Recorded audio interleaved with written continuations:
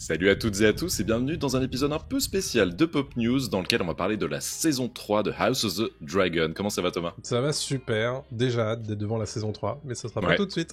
Et non, c'est pas pour tout de suite. On le précise avant de se lancer dans cet épisode que ça nous fait extrêmement plaisir si vous nous suivez, donc n'hésitez pas à mettre un petit abonnement, à lâcher des commentaires sur ce que vous avez pensé de la saison 2 de House of the Dragon. On a fait une vidéo spéciale sur l'épisode 8, le final de la saison 2. Il y a une vidéo aussi bilan de la saison 2 qui va débarquer très très prochainement. Et là, on va parler de la saison 3. Mais alors, comme tu l'as dit, ça débarquera pas tout de suite. Mais est-ce qu'on a une date pour cette saison 3, Thomas ? Il n'y a pas de date officielle à l'heure actuelle sur la saison 3 de House of the Dragon. Alors, on sait qu'elle est officialisée depuis 2 jours avant la diffusion de l'épisode 1 de la saison 2. Il y aura bien une saison 3, a été annoncée par HBO. En revanche, sur la date de diffusion, c'est un peu nébuleux. Alors, il y a quelques jours, Ryan Condal, donc showrunner de House of the Dragon, s'est exprimé auprès de Premiere et a expliqué que c'était impossible de faire une saison de House of the Dragon par an. Donc, ce qui veut bien nous dire qu'il n'y aura pas de saison 3, en 2025. Ouais. Donc, on peut s'imaginer que ça sera en 2026. Pourquoi on peut se l'imaginer ? Parce que les scripts sont en cours d'écriture depuis janvier.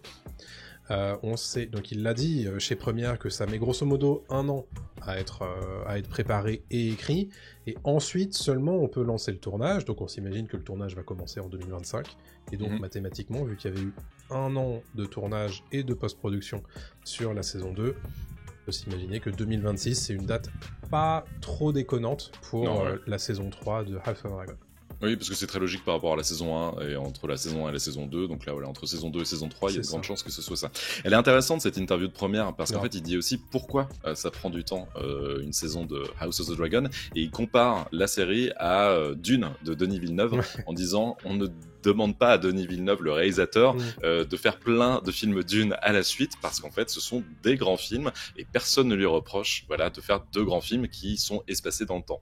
Donc lui, il se dit, prenez-moi un petit peu pour Denis Villeneuve de la télévision et ça prendra le temps que ça prendra. On vous encourage évidemment à aller écouter notre avis sur Dune partie 2 qui est disponible sur YouTube et en podcast. Évidemment. Ça vous fera certainement rigoler un petit peu. Tout à fait. Donc là, on a parlé de date de sortie. Est-ce qu'on a des infos sur le tournage de cette saison 3 de House of the Dragon ? Assez peu d'infos sur le tournage, puisqu'en ce moment, en fait, il y a une autre série Game of Thrones qui est en tournage déjà au Royaume-Uni et particulièrement en Irlande. C'est The Hedge Knight, du coup, qui est prévu pour 2025 et qui adapte les chroniques du Chevalier Errant. Donc pour l'instant, pas de tournage. On sait cependant que le tournage va reposer ses valises au Royaume-Uni comme d'habitude, dans les studios de Leavesden pour tout ce qui est partie studio, mais aussi en Espagne pour tout ce qui est les scènes d'extérieur à Port-Réal. Donc ça, les informations sur le futur tournage sont déjà en train de tomber, mais c'est juste de la réservation de spots de tournage pour l'instant, donc ça veut dire que ça n'est pas encore prêt à commencer. Comme je vous le disais, probablement début 2025, on commencera très certainement à avoir des photos du tournage de la part des insiders et des leakers qui sont souvent très proches du tournage et qui nous renseignent déjà sur ce qui va s'y passer. On les remercie avec leurs beaux appareils photo, avec un super objectif et leurs drones. Voilà, ils prennent des risques pour nous, c'est très sympa. Tu as parlé justement, c'est intéressant, de The Hedge Knight, la nouvelle série Game of Thrones. Petit aparté, mais c'est vrai qu'il y a plein de séries Game of Thrones qui sont annoncées par George R.R. Martin. Il a dit que, je crois, il y en avait 7 en tout. 7, voilà, c'est quand même énorme. 3 en live action et 4 en animation. Alors 4, on savait pas qu'il y en avait autant, on savait qu'il y en avait 2 déjà qui étaient en prévision. Une sur Corlys et ses 9 voyages, donc avant Danse des Dragons. Une sur le royaume de Yiti, qui est un royaume en Essos, qui est très inspiré de la Chine antique. Et pour tout ce qui est live action, du coup, ça fait House of the Dragon, The Hedge Knight, on ne sait pas s'ils sont comptés dans ces 3. On a aussi, qui est en développement actif, c'est La Conquête de Westeros. Et on sait aussi que le spin-off sur Jon Snow a été abandonné. Donc ça fait déjà pas mal, mine de rien. Et donc il reste 2 spin-offs en animation dont on n'a pas conscience pour l'instant. Et ça peut permettre justement d'attendre, en tout cas d'avoir sa dose de Game of Thrones, l'univers Game of Thrones, en attendant la saison 3 de House of the Dragon. Niveau casting de la série, est-ce qu'on aura des surprises, tu penses? Il y aura des nouveaux acteurs peut-être qui débarquent? Il y aura des nouveaux acteurs, c'est certain, puisqu'il y a toujours on a toujours besoin d'un chevalier, d'un seigneur ou je ne sais quoi supplémentaire, ou même de prostituées ou je ne sais quoi. Enfin, voilà, c'est Game of Thrones et c'est House. De ce qu'on est certain, évidemment, c'est que le cast en place va revenir, bien entendu, et surtout qu'on va ajouter enfin le 4e enfant de Viserys et d'Alicent au casting de la saison 3, puisque Daeron n'est pas visible à la fin de l'épisode 8, mais on voit son dragon, donc, et je crois que c'est ça Dragon d'ailleurs. Donc du coup, bon, on se doute bien qu'on va finir par le voir. Ryan Condal avait annoncé qu'il n'était pas casté à l'heure actuelle sur la saison 2, donc on pouvait pas le voir d'ici la fin de la saison 2, mais on le verra du coup en saison 3. Ok, et là on a parlé casting humain, mais il y aura peut-être du casting de dragons aussi dans cette saison 3. Est-ce qu'on a des surprises qui nous attendent là-dessus? Il y a un certain nombre de dragons qu'on a vus de loin. Je pense à Tessarion, du coup, la dragonne de Daeron. Donc ça, et il y a aussi un certain nombre de dragons qui ont grandi depuis la dernière fois qu'on les avait vus. Je pense à Vermax notamment, qui est le dragon de Jaehaerys. Donc ça, je pense que ça serait bien aussi de le voir vraiment correctement. Et puis effectivement, il reste encore quelques dragons qu'on n'a pas vus dans cette période-là. Ok, ça marche. On les a connus, ils étaient comme ça, et maintenant ils sont grandis. C'est oh là là, ils poussent. Donc ça c'est pour la saison 3. Mais est-ce que tu penses qu'on aura le droit à une saison 4, voire une saison 5? Parce que je sais que le showrunner et les scénaristes parlent quand même beaucoup d'une série longue. Finalement, on pensait pas que ce serait peut-être aussi long, mais est-ce qu'on aura le droit, tu crois, à d'autres saisons après la saison 3? Alors, ce qui est certain, en tout cas, des dernières informations qu'on a eues à ce sujet, c'était dans le blog de George R. R. Martin, c'était en décembre ou en janvier dernier, où il disait qu'il avait eu une espèce de meeting avec Ryan Condal et ses équipes de scénaristes pour parler de la saison 3 et de la saison 4. Donc ça veut dire qu'ils ont quand même en tête d'avoir au moins 4 saisons. Étant donné là où on s'arrête en saison 2, on peut éventuellement se dire qu'il va peut-être falloir plus que 4 saisons, puisqu'ils ont l'air de prendre leur temps. Toujours est-il que, pour l'instant, de ce qui est officiel, c'est qu'il y aura 3 saisons. Maintenant, on attend aussi les réactions à cette saison 2 et les audiences du début de la saison 3, puisque autant ils avaient fait preuve d'une grande confiance juste avant la diffusion de la saison 2, autant les audiences de la saison 2 étant... Alors, elles sont pas catastrophiques, hein. Elles sont juste en baisse par rapport à la saison 1, pourraient éventuellement faire poser des questions à certains grands pontes de HBO, et soit décaler un petit peu le nombre d'épisodes, ou alors faire en sorte qu'il y ait moins de saisons qui soient allouées à House of the Dragon. Ça, c'est pas impossible. Donc, bon, on peut assez légitimement se dire qu'il y aura 4 saisons au minimum. Bon... Je pense que c'est un conflit qui a besoin aussi d'être un peu ramassé quand même, mais le fait est que les 2 premières saisons qu'on a vues ont tendance plutôt à dilater qu'à écourter ce qu'on est censé voir. Ouais, complètement, mais c'est vrai que t'as raison, HBO pourrait peut-être demander de réduire la voilure au niveau des épisodes, et peut-être au niveau des saisons aussi. Nous on le sait peut-être pas, mais voilà, en interne ils ont peut-être prévu déjà tout un plan jusqu'à 5 saisons dont on n'a pas entendu parler. Ils n'en ont pas encore parlé.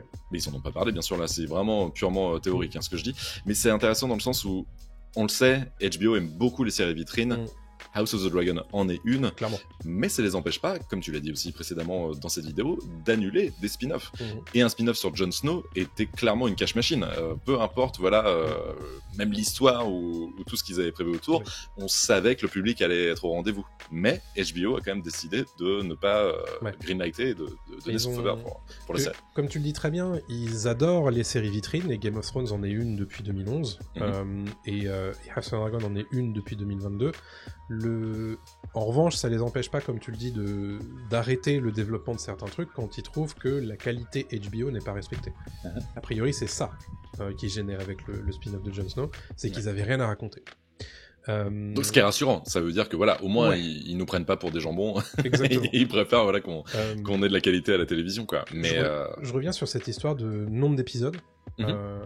À mon sens, il serait pas du tout inenvisageable que la saison 3 contiennent aussi 8 épisodes. Juste 8, ouais. Ouais, parce que étant donné ce qu'ils ont montré dans la saison 2, tu sens qu'ils étaient déjà à fond niveau budget sur la saison 2, et qu'ils vont certainement en avoir besoin de plus pour la saison 3, étant donné les fils qui tendent à la fin de l'épisode 8, je me dis que si ça se trouve, ils vont peut-être même avoir besoin de 6 épisodes. Okay. Donc on verra ce qu'ils font, mais à mon avis, House of Dragon, 10 épisodes, c'est fini. Ouais, il n'y aura que en saison 1, tu penses qu'on en... Je pense. Ok, ça marche. Précisons aussi, et on le dit dans notre vidéo bilan de l'épisode, pas bilan, mais en tout cas récap de l'épisode 8 de la saison 2, que le tournage a été un tout petit peu impacté par la grève des scénaristes, ce qui fait qu'en fait ils n'ont pas pu écrire pendant le tournage et ils ont dû juste se baser sur les écrits et les scénarios et les scénarios qu'ils avaient préparés à l'avance. Donc ça peut aussi avoir impacté toute la saison 2 et la saison 3 sera peut-être différente à ce niveau-là. C'est possible. On croise les doigts qu'il n'y ait pas une nouvelle grève des scénaristes. A priori, c'est pas prévu avant dans 3 ans, hein, puisque c'est tous les 3 ans qu'ils renégocient. Voilà, donc ça devrait aller pour la saison 3. Est-ce qu'on terminerait pas cette vidéo par quelques théories ? Est-ce que toi, tu as des théories pour la saison 3 ? Est-ce que tu penses que tout ce qui a été mis en place dans le dernier épisode va tout de suite amener à une bataille peut-être, à une guerre ouverte vraiment qu'on nous annonce depuis un bout de temps maintenant, ou encore une fois ça va redescendre comme un soufflet. C'est difficile à annoncer étant donné que on s'attendait à ce que le début de saison 2 soit très fort et ça l'a pas vraiment été. Donc, alors par contre, s'ils nous le refont une 3e fois, ça va commencer à faire lourd. Ils sont capables, hein. Mais c'est donc je me dis quand même que tu peux pas terminer ton épisode 8 d'une fin de saison du coup comme ça si tu reprends pas sur les chapeaux de roue en début de saison 3. Ouais. Donc, alors je vais préciser évidemment que moi j'ai lu le bouquin, mais il s'agit pas du tout de spoiler ce qui se passe dans le bouquin là dans cette section. Moi je l'ai pas lu, hein, je précise aussi, donc on a un lecteur et un non lecteur dans cette vidéo. Donc, l'objectif évidemment, ne quittez pas cette vidéo maintenant, c'est pas du tout de vous spoiler, mais juste de se baser sur ce qui est montré en fait dans cette fin d'épisode 8. Voilà, je disais, il y a pas mal de fils qui sont mis dans tous les sens. Bon, déjà, il y a un fil qu'il va falloir étudier, c'est Otto. Où est-ce qu'il est ? Ouais. Où est-ce qu'il va ? Qui le détient ? Oui. Voilà. Pourquoi aussi ? Pourquoi Qui êtes-vous ? Qui sont leurs réseaux ? C'est assez dingue parce que ça a été lancé comme ça, vraiment. On nous rappelle qu'Otto existe. Ouais. Alors moi, j'adore Otto Hightower. Hein. Vraiment, je suis très content de l'avoir vu, ne serait-ce que 3 secondes à l'écran. Mais encore, comme tu dis, pourquoi, comment et est-ce que c'était bien utile de le montrer comme ça ? Est-ce qu'il fallait peut-être pas développer un tout petit peu plus, peut-être ? Oui, on aurait peut-être mérité quand même un petit peu de développement à ce sujet. J'espère. Pareil, du côté de Kristen Cole, c'est quelque chose dont j'ai pas parlé à la fin dans notre récap de l'épisode 8. Mais on est d'accord que le frère d'Alicent capte que Kristen Cole a couché avec sa sœur, juste parce qu'il voit la broderie visiblement avec. Ok, c'est très rapide, hein, mais c'était bon, c'est juste pour savoir ça. Ça c'est pareil. Kristen est partie sur les routes pour garroyer, mais quand est-ce que ça va se passer ? Est-ce que ça va se passer en épisode 1 ou pas ? Voilà. Il y a tellement de questionnements, il y a tellement de choses qui sont mises en place et qui ne sont pas développées, quoi. Et je trouve ça assez bizarre en fait de leur part, quoi. Toi, tu penses que, qu'est-ce qui peut se passer d'entrée de jeu dans l'épisode 1 ? D'entrée de jeu ? Vraiment d'entrée de jeu. Est-ce que c'est une vengeance ? Est-ce que c'est une attaque de dragon ? Est-ce qu'on aura vraiment un grand spectacle ? En fait, je me dis, parce que bon, sur le théâtre, là, il y a quand même pas mal de pions qui sont placés. Il y a Harrenhal qui est censé être pris en tenaille là, par les Lannister et par Kristen Cole. Ouais. Donc ça, normalement, c'est censé se passer dans la saison 3. En principe. Oui. Il y a ce qu'on nous propose comme étant la potentielle voie de sortie de la part de Rhaenyra, c'est d'aller prendre le trône à Port-Réal avec ses dragons. Directement, ouais. Donc ça, est-ce que ça peut se passer dès l'épisode 1 ? C'est pas impossible. Avec ce fameux chassé-croisé entre Aemon et Rhaenyra. C'est les Juilletistes et les Aoussiens. Exactement. Attention, bison futé, dragon futé, noir. Futé, évidemment. Mais donc ça, a priori... Ça bouchonne sur le périph', attention. Ça pourrait arriver assez tôt dans la saison 3, on l'imagine.